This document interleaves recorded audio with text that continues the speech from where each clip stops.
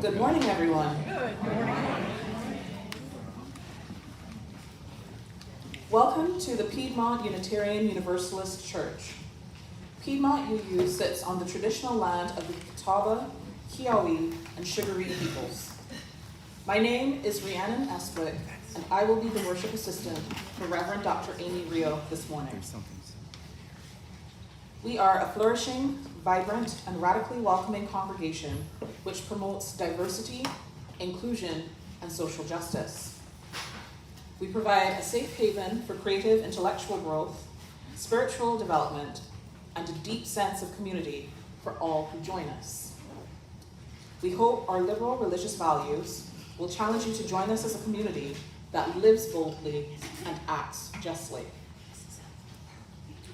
To all our visitors and members, we're very glad you're here in person or with us online. We hope to see you again. Your presence is a gift to us. Our announcements this Sunday, of which there are several. The University Gathering Women's Group is going to the movies. Please join us on Tuesday, May 19th. That's this Tuesday. We will meet at AMC Theaters in Concord Mills between noon and 1 o'clock. Please email womensgroupug@puuc.org with any questions. The Salisbury Women's Group will gather this Thursday, May 21st at 7 p.m. at John Calvin Presbyterian Church in Salisbury. We warmly welcome anyone who is non-binary or identifies as a woman. In a mixed media workshop led by Julie J., you will create a personalized 3D vision box as a creative tool to help clarify and focus on what is truly important to you. All necessary art materials and boxes will be provided, but you are welcome to bring personal photos or objects to incorporate into your project. Snacks will also be provided. Yay, snacks. But please bring your own beverage. Contact Women's Group SG@puuc.org with any questions. We now have someone from the fundraising committee with an announcement. And it will be Becky this morning.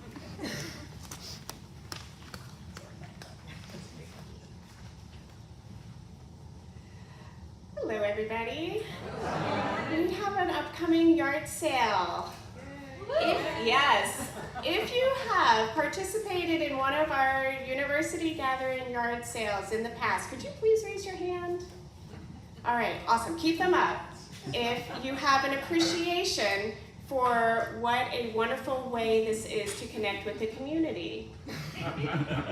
And keep it up still if you have an appreciation for how much work this is. Yes, it takes so many people. Okay, you put your hands down. Thank you. It takes so many people to pull this off. This entire room and the rooms across the hall are all transformed into tables and tables of wonderful goods.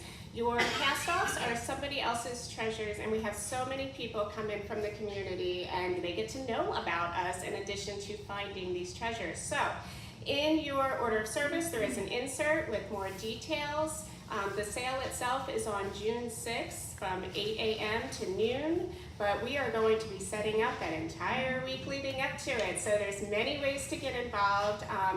There's, after the service, Susan Ellerman and myself, we will have clipboards with sign-up sheets. If we haven't already accosted you and begged you for help, we will find you. So you can also come to us. You can also sign up for those at home in your weekly email. There is a link to sign up online to help, and then information about when to drop off your items during that week. So if you have any questions, just find me, let me know, and thank you in advance for all of your help. Thank you, Becky. I now invite Danielle Gray, the UU The Vote congregational captain, to come up for an announcement.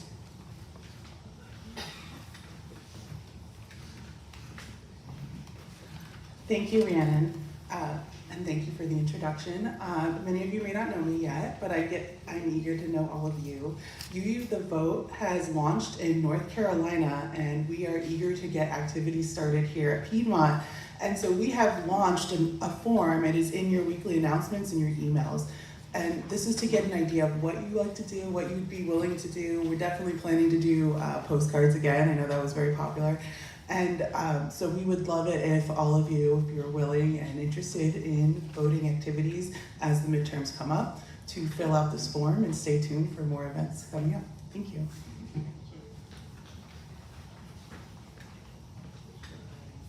Thank you very much, Danielle. A note, Jennifer will be offering the Intro to Journaling class today at 1:30 at the University Gathering. I believe that there are some spaces left, so if you didn't sign up before, you can still sign up now. Is Sandy currently here? Excellent. Hi, Sandy. Sandy, you have an announcement about dinner groups, if you would like to come up and make that announcement. Thank you. It's a little maybe.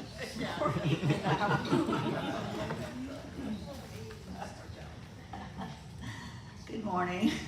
Good morning. I'm here again about the friendship dinners. They're rolling along. I'm so excited. We have the one this month at Karen and Rich's all filled up, and that's so exciting. So I'm here to tell you about the one coming up in June. It will be at Amanda Howard's house on June 19th, which is a Friday. It'll be at 6 p.m. and she's having a vegetarian dinner. And she can take 6 members, 6, adults. So I'll be signing up. I'll be over there under the artwork today, signing you up if you're interested. She will, of course, be contacting you, give you address and other information about the side dishes to bring.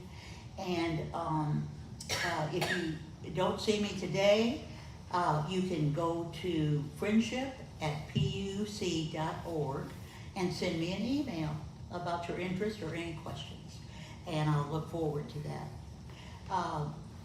I also would just like to know about any thoughts you might have about having the dinners in the months of July and August over the summer. I'm just unsure, will we have enough people or not? And so I'd really appreciate hearing about that. Maybe someone's willing to plan a picnic outside or in your backyard or porch for the group, and that would be fine, and I'd be glad to, organize that. So just interested in going ahead over the summer. But thank you so much. Thank you very much, Sandy. And last major announcement, Reverend Amy will be away on study leave from Tuesday, May 19th until June 3rd. If you have a pastoral care concern during this time, please email joysandconcerns@puuc.org. For other items that need immediate attention, please email bot@puuc.org. That's the Board of Trustees email, and it will reach all board members. For other important information about our vibrant community, please see your order of service, or if you are on our email list, please check our monthly newsletter and weekly announcements. Whatever brought you to this place at this hour, we welcome you. May you find something that you need, and may you leave richer in spirit than when you arrived.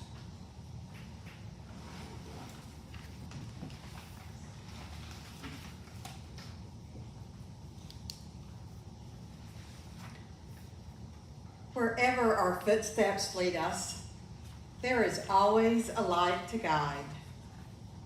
The light might be dim. We might not be certain it does enough to help. We might shut our eyes to it, but the light is always there. The light from our chalice today reminds us of this promise, this grace, that we are never fully in the dark. I invite you now to please join me in singing the words, the lighting of our chalice, the symbol of our faith.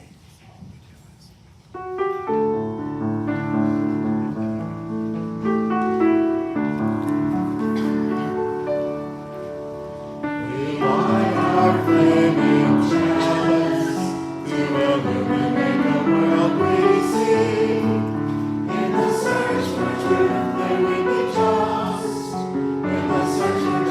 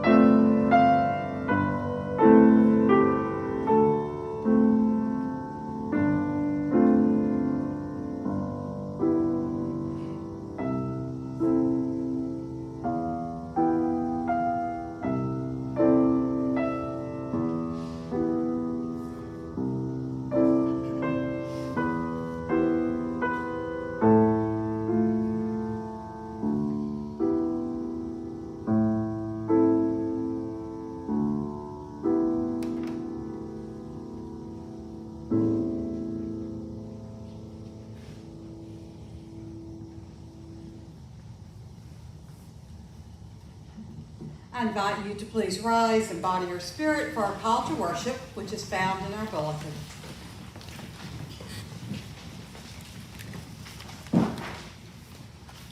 Let us all now join together. We come into this place, carrying the weight of worries, fears, doubts, and uncertainties. We don't leave these things at the door. Instead, we engage with them, letting divine light shine on them with awakened curiosity. Allow us to see into shadows today, bringing light to the weight we carry this morning. Amen. Our opening hymn is found in our great hymnal, number 126, Come Thou Fount of Every Blessing.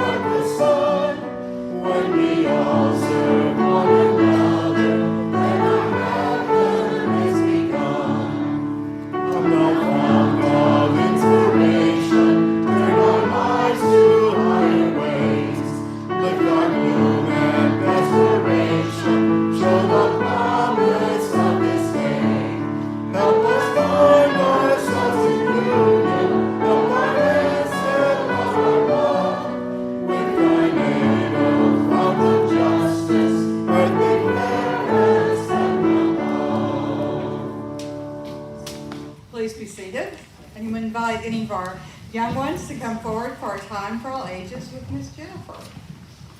Young at heart.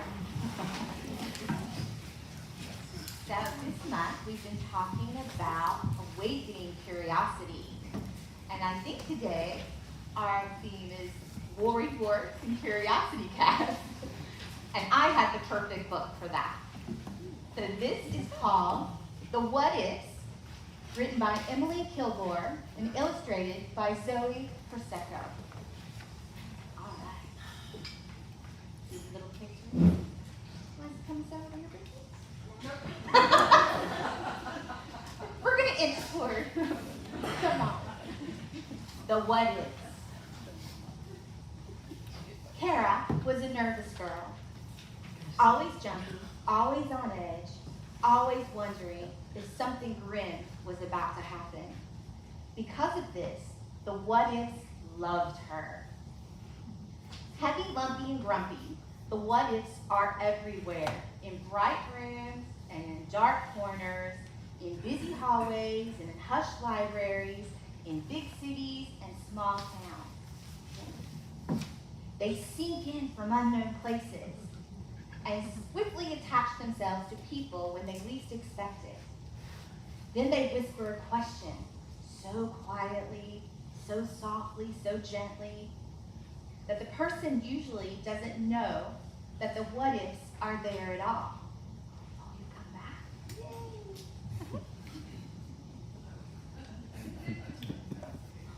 Yay! From the moment the sun first peeked through the window in the morning to the time she pulled a warm quilt over her head at night, Kara's what-ifs followed her every move. What if my dog ran away? What if I forgot my homework? What if the sun stopped shining? What if my crayons break? Many people think about their what-ifs for a moment or two, but then they briskly brush them off. Kara, though, could not. It didn't matter if the what-ifs questions were silly or frightening, likely or impossible. As soon as Kara thought about them, the what-ifs grabbed hold of her. One week, Cora had more what-ifs than usual. Her piano recital was just days away. Even though she had practiced and perfected her song, the what-ifs started creeping in. What's this thing? Is that a what-if? What if my fingers shake? Cora questioned on Monday. What if I made a mistake? Cora wondered on Tuesday. What if nobody comes? She thought on Wednesday. What if too many people come? She worried on Thursday. But the day of her recital, the weight of the what-ifs felt unbearable. Cora stood backstage, anxiously awaiting her turn at the platform. What's these? She's all covered with what-ifs, aren't you? Yeah. The longer she waited, the more the what-ifs appeared, each one grabbing hold and weighing her down more than the last. What if I trip on stage? I wondered this weekly. What if the bench is too tall? What if the pedals are too squeaky? What if I start coughing? What if I play the wrong note? What if nobody claps? Cora, a small voice whispered, are you all right? Oh, great, Cora thought. What if Stella thinks I'm a crybaby? What if she doesn't understand? It's nothing, was all Cora could muster, before a tiny sob escaped her thinly pressed lips. Doesn't sound like nothing, does it? Is she sad? Cora took a deep breath and said in a hushed voice, I just have too many what-ifs. They make me imagine bad things that could happen. Like, what if I mess up? What if I sneeze during my song? Everybody gets what-ifs, Cora. Just a minute ago, I asked myself, what if Cora is sad and I could help? Listening to Stella, Cora started to wonder, what if she could help me? What if I could trust her? I wish mine were like that.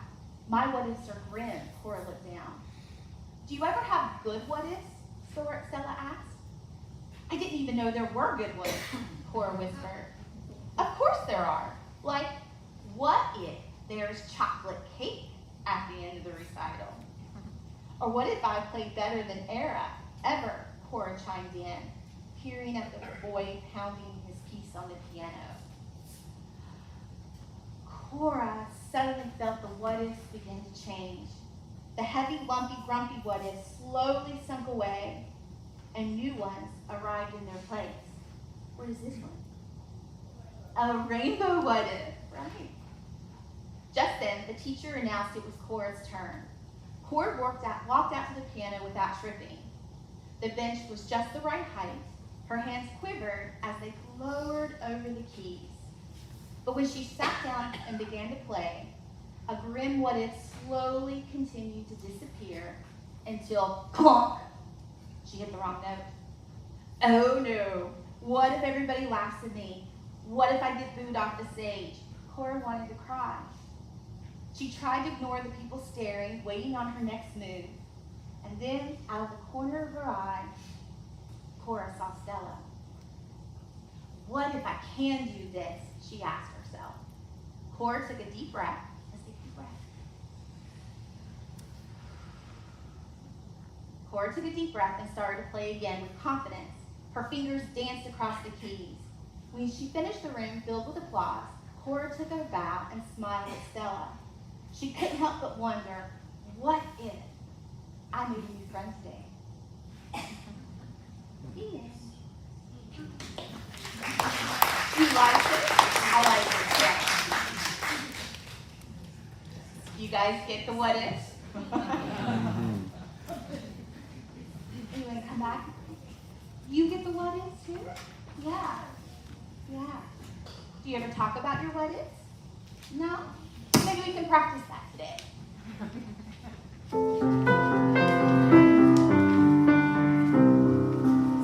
As we leave this friendly place, love give light to every face.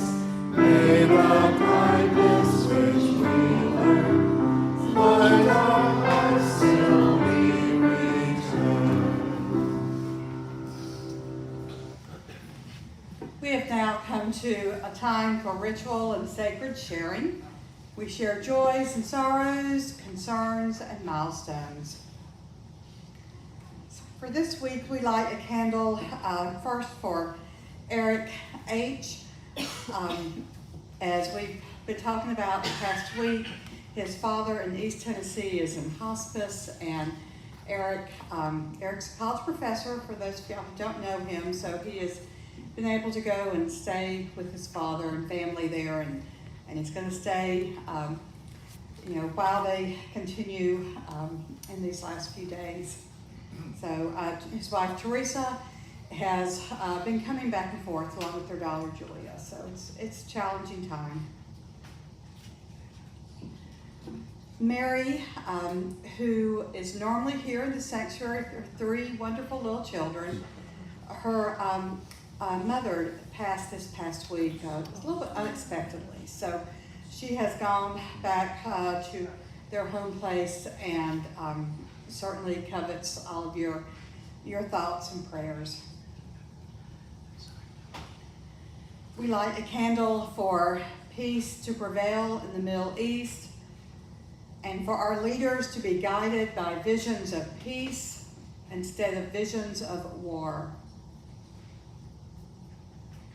For all who are being impacted by ICE raids and activity. For all areas of violence around the world, and especially the ongoing war in Ukraine. And for our country, that we might continue to do all that we can to live into being a society which is guided by justice and compassion for every single person.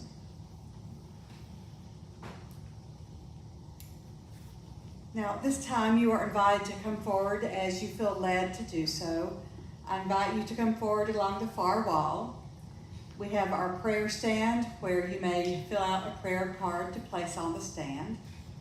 You may light a candle of your own joy or concern, or place a stone in our shared water together.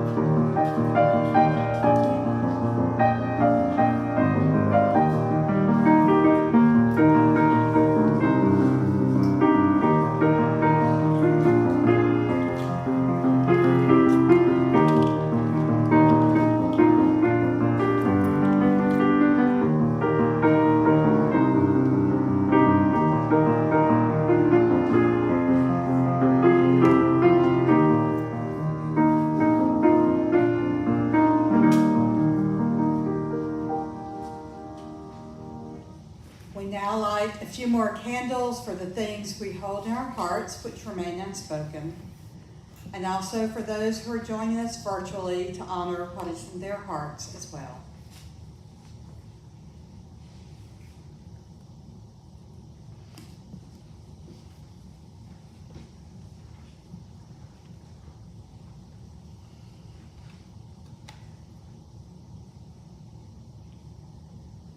I invite us now into a time for quiet rest, meditation, or prayer.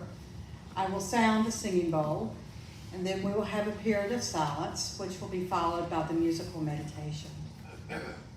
During the period of silence, I invite you to ask yourself, what if?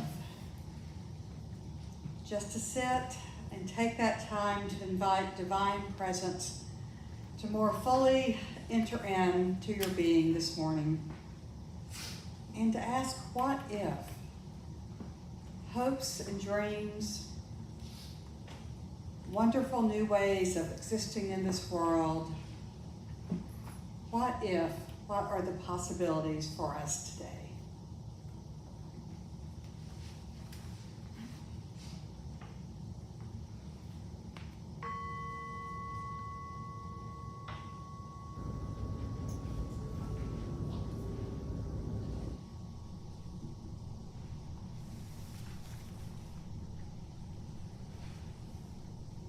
Place time like that during the time.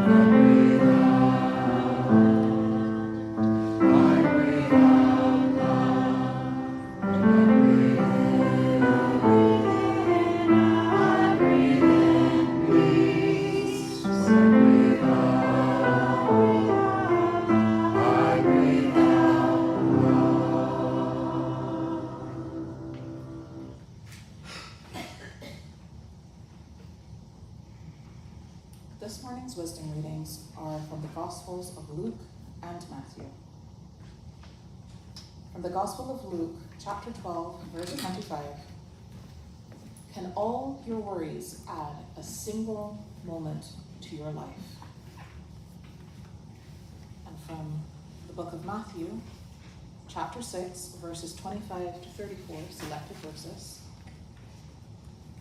You should not worry about everyday life, whether you have enough food or drink, or enough clothes to wear. Isn't life more than food, and your body more than clothing? Look at the birds. They don't plant or harvest or store food in barns, for the divine feeds them. Can all your worries add a single moment to your life? And why worry about your clothing? Look at the lilies of the field and how they grow. They don't work or make their clothing, yet Solomon in all his glory was not dressed as beautifully as they were. So don't worry about tomorrow, for tomorrow will bring its own worries.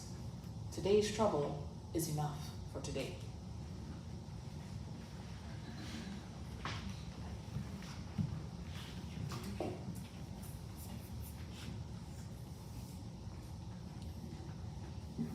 So I've been attending and participating in church my entire life, literally, from just a few days old.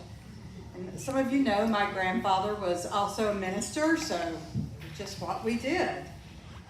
Now, after Papa died, my family had other ministers, and honestly, I didn't really pay any attention to what they said in the sermons, okay? And then one summer day when I was in college, the minister's sermon seemed to really strike me. I still remember the title, How to Worry Like a Christian. So, it's a good title. Now, I don't remember the details of the sermon, but I remember, and he was a good 3-point sermon preacher. He always had good 3 points. But based upon that sermon, I came up with something that I've started to use in my own life called the 80-year-old rule. Okay. Now, I was 20 when I heard this sermon, so 80 seemed about as far into the distance as I could possibly imagine. Now, today it seems like it's just around the corner, right? So, now, age 20, I was a highly skilled worrier. Yes, it came so easily to me, and I really seem to have a gift for worrying. I wish I had had that book that Jennifer read to the children. It was so perfect. Now, this innate talent still pops up occasionally, even after decades of trying to channel it appropriately, so it would be life-giving. So the 80-year-old rule that I came up with based on that sermon was, whatever I was worrying about, if it would be something that might impact me when I was 80 years old, then I could worry and try to come up with some solutions about what to do about that caused me to worry in the first place. Now, research shows that 90% of what we worry about never actually happens. Now, a stat like that is not going to keep someone from worrying. I know that personally. But hopefully it can help us gain perspective when we start to go down a rabbit hole. Now, the wisdom readings that Rhiannon shared with us are fairly well known. And one thing I want to say about these passages is that it doesn't mean, those passages do not mean that we have no worries or concerns in life. All of us do. We all have worries and concerns. And there are certainly many people in this world who have very real and valid concerns about paying the bills and essential needs. But that's not what this passage is about, trying just to do away with that and saying that don't worry, be happy. This passage is really about where we put our time and energy. Where we put our time and energy. Is our time and our energy, is it filled with worrying? Or is it filled, our time and energy, are we using that towards positive aspects of life and living a rich and full life, no matter what challenges we might be facing in our world today? Buddha is attributed with the following saying: "From the desires arise worry, and from worry arises fear. Away with the desires, and no fear, no worry." Now, a core part of Buddhist teaching is that desire creates suffering. It creates fear and worry. Now, there is a healthy type of desire in Buddhist teaching, and it's the spiritual quest for greater understanding and enlightenment. Yet desire, especially in our world, is often combined with attachment. Desire combined with attachment. And that is where fear and worry come into play. It is so hard not to be attached to what we desire, especially when we're swimming in a sea filled with capitalism, where desire and attachment are seen as positives. We think about in our world that people think it's great to be a billionaire, that a billionaire can never have enough money or things, and that this extreme acquisition of wealth, of fulfilling their desires, is seen as a positive. Then we can turn on the TV or any type of commercial we might hear through the media, and this billion-dollar industry is telling us that we need things that we desire. And these things that we think we need, things that we desire, will make our lives better. But this unlimited desire for wealth and things is truly just the old-fashioned sin of greed. Hoarding in a world of great need and great poverty. Research also shows that people, when it looks at their financial needs, they need to have their essential needs covered. That's absolutely foundational. And a cushion. But research also shows that once they get beyond that certain cushion, their satisfaction in life wanes. Desire and attachment take over. And the more money and things that people have past this kind of base, level with a cushion, the more that people spend time worrying about losing what they have, and the more disconnected they become from community and from other people. And this can help explain why, with all the billionaires we have just in this country alone, we have such great poverty and great need when they can easily eradicate it.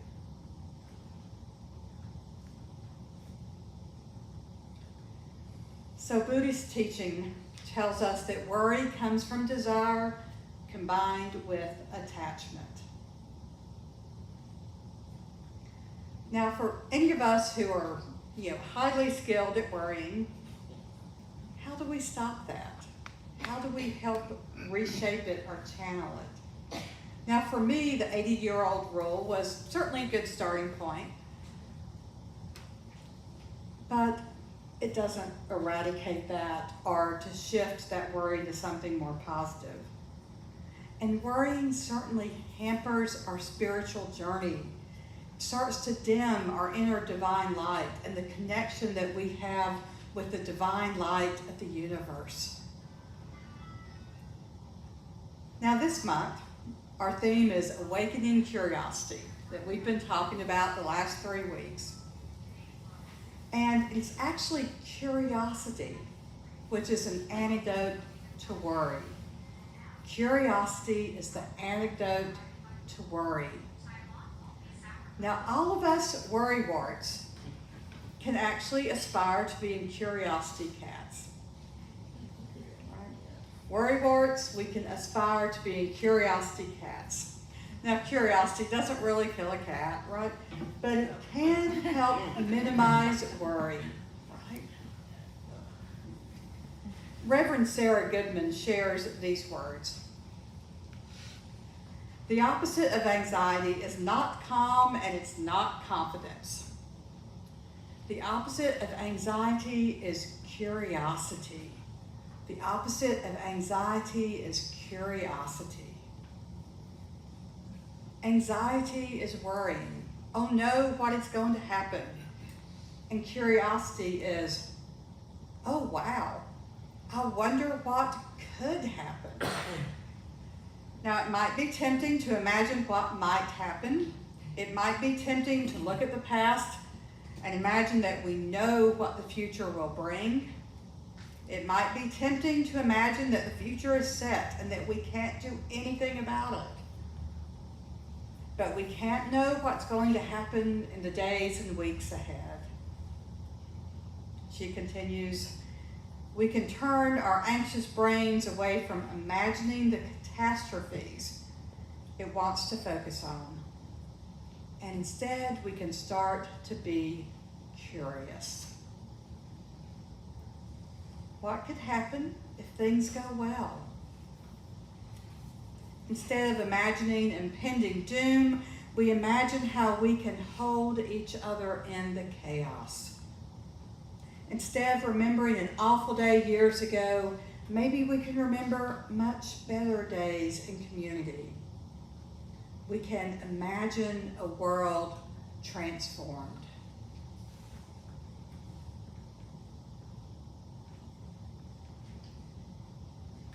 One of my favorite scientists in recent years has been Dr. Ayanna Elizabeth Johnson. I was fortunate to see her speak at Wake Forest University a few years ago. She's a climate activist and scientist, and her second book, which she edited, which came out a couple years ago, is entitled, What If We Get It Right? What If We Get It Right? Now, she is very much a realist when she is looking at climate change and what is happening on our globe. But instead of worrying about what is happening and catastrophizing in what she writes about and talks about, she uses curiosity about what we can do to transform our globe in a better way. What if we get it right? Curiosity is not only an antidote to worrying, curiosity also breeds hope. It breeds hope. Now, it's so easy for us, especially in today's world, to get mired down by the grave challenges taking place in this world, and especially here in our country today. But sometimes things have to be totally broken down in order to be transformed into something much better. I wonder what it would look like to live in a world where everyone has enough to eat. I wonder what it would look like to have a government with equitable representation of genders and races and socioeconomic level. I wonder what it would look like to live in a world where people did not have medical or educational debt. I wonder what it would look like to live in a world where Black lives really do matter, and no one in the queer community would feel fear or rejection because of who they are. To wonder, to be curious about these things, and to be led by these visions that we can have before us. When that is how we're spending our time and our energy, there's not a whole lot of room for worry when we hold these visions of hope and possibility before us.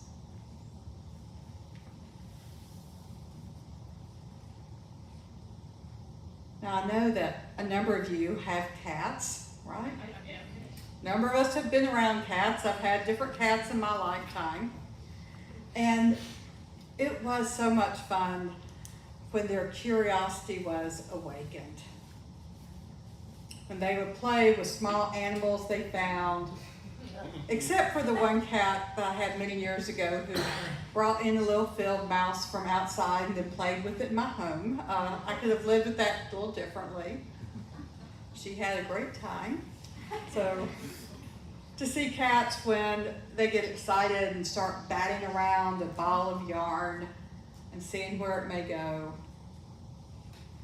Or to see cats who have investigated all sorts of nooks and crannies and might some have a little challenge getting out of that nook or cranny. They've brought so much joy to so many of us, seeing where their curiosity leads them. So today I invite us, let's embody the curiosity of a cat. Awaken our curiosity and let the worrywart return to the fringes. Our divine light best shines through the curious eyes of a cat and not the hunched figure of a warrior. Blessed be, may it be so. Amen.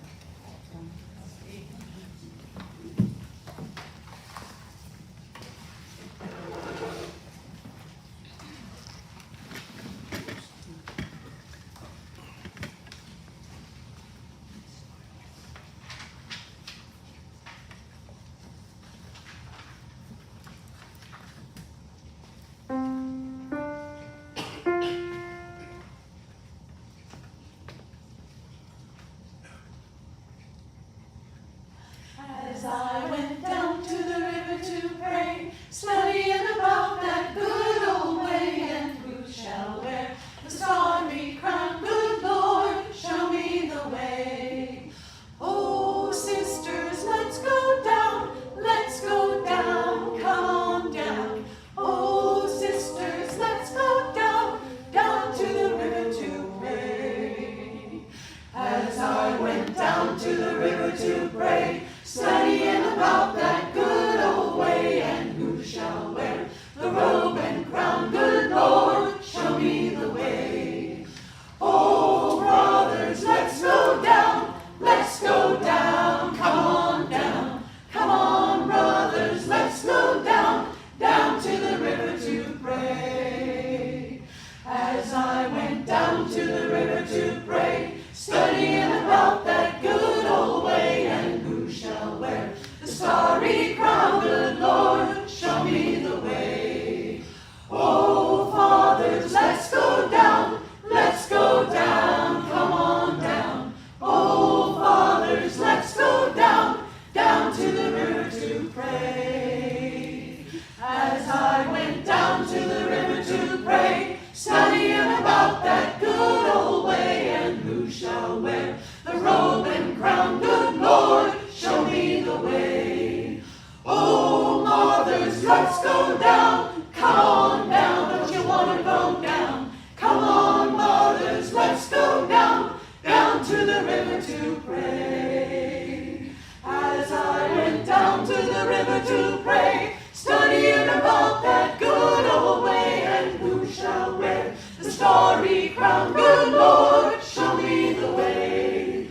Oh, sinners, let's go down, come on down. Oh, sinners, let's go down to the river to pray. As I went down to the river to pray, studying about that good old way, and who shall wear the starry crown? Good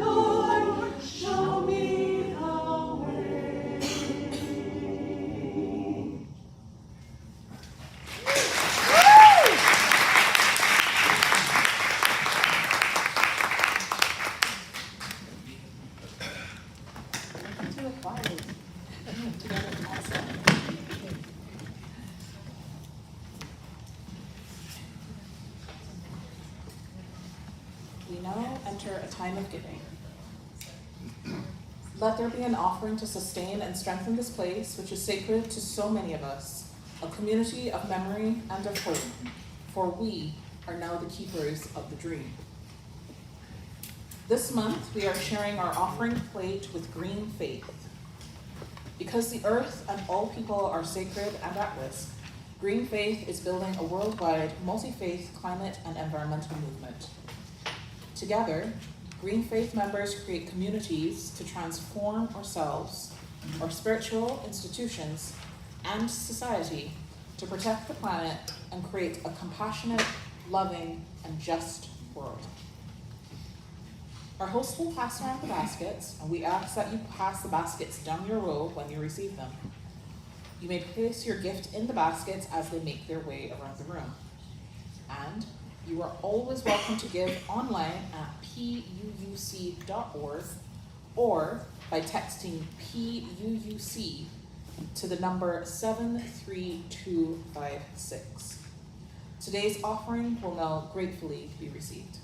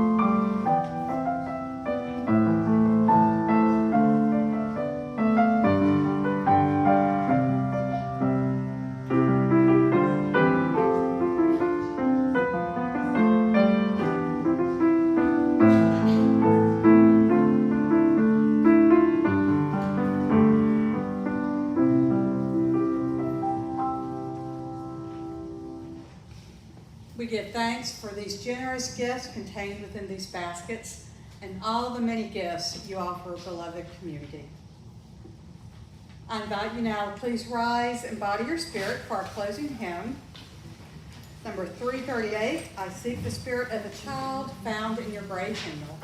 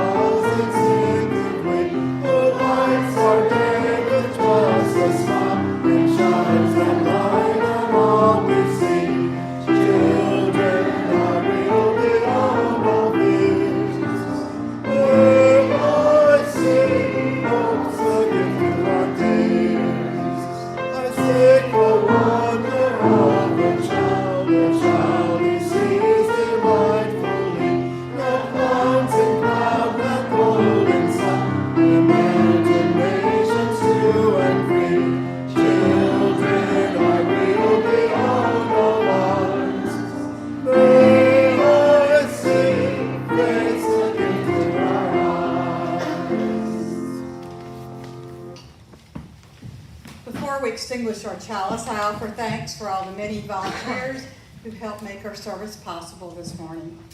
I also ask if you are able, after the service, to help out and to take the hymnals back to the cart near the piano. That's always a big help.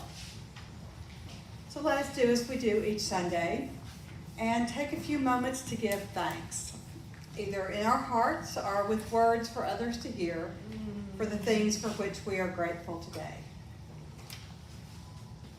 Well, in line, talking about cat and curiosity, I have a cat that's not supposed to go out, a little cat. We were on the porch, the deck this morning, and for the first time, he saw a squirrel leap from one branch to another, because all I could do to keep him from leaping on the edge of the deck. So for our online viewers, Gail is very grateful for her cat and that she was able to keep him from chasing after a squirrel because all that curiosity, yeah. I'm grateful that first world problems is a phrase that I can say to put things in perspective at times.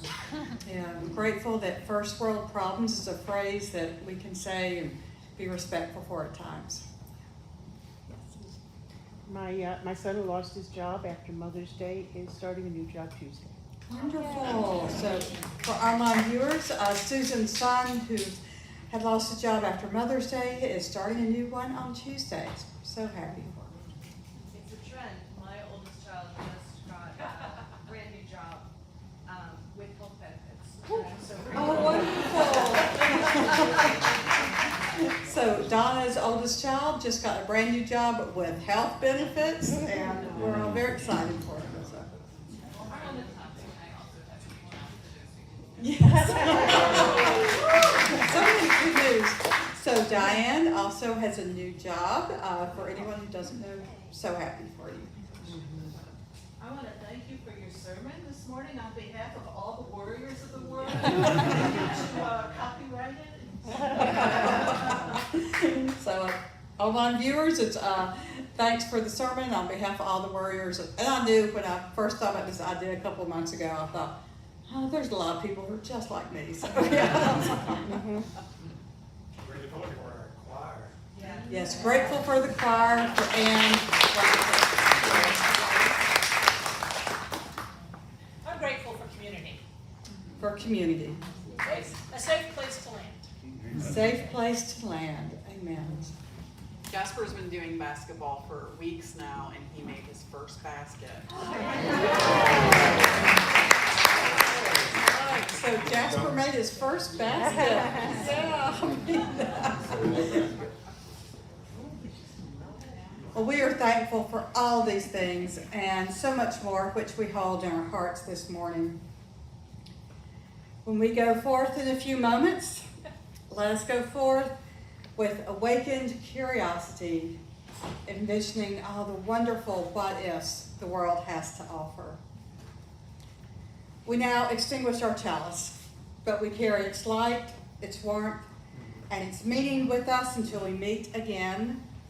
May we go in peace, believe in peace, create peace wherever we may wander. May it be so. And just also a little reminder, we've got some lost and found items on this back table, so take a look. You may not have remembered that you lost or left something here, but we'd love to help you. Yard sale. Yeah, because it will go in the yard sale, so you got a couple more weeks. So. All right, for our closing song, we form a circle. You may hold hands if you would like to, or you may simply place your hands on your heart.